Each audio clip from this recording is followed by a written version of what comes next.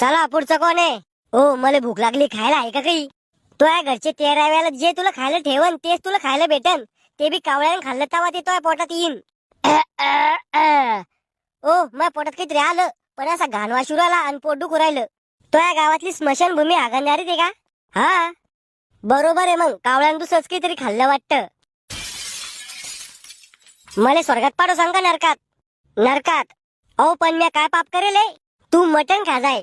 अहो मी सोमवारी गुरुवारी चतुर्थीला मटण खात नव्हतो. म्हणजे बाकीच्या दिवशी प्राण्याला त्रास होता होता का? मंगळवारी बुधवारी अहो मी उपास बी धरजाय. 2 किलो साबुदाणा खाऊन उपास पावन नसतो देवाला. मला कायची सजा भेटेल नरकात? तुले उलट लटकून तो मुंडक गरम पाण्यात उकळ नाही.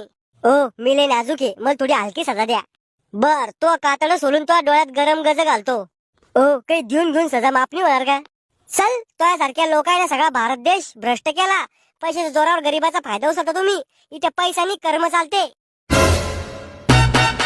पुढचं कोण आहे? मी. तुला स्वर्गात जायचंय का नरकात? स्वर्गात. तू काही चांगले काम करेल का? हो मी काही बी चांगलं करायला गेलो की उलटच होता मग ऐकून. उलट म्हणजे एकदा मी भिकाऱ्याला 100 रुपये दिले तर त्या भिकाऱ्याने त्या पैशाची दारू पिली. तो अभि आयुष्यातले पाप करेल, तुला बी नरकातच जाणे. ओ लहान लहान हो आम्ही.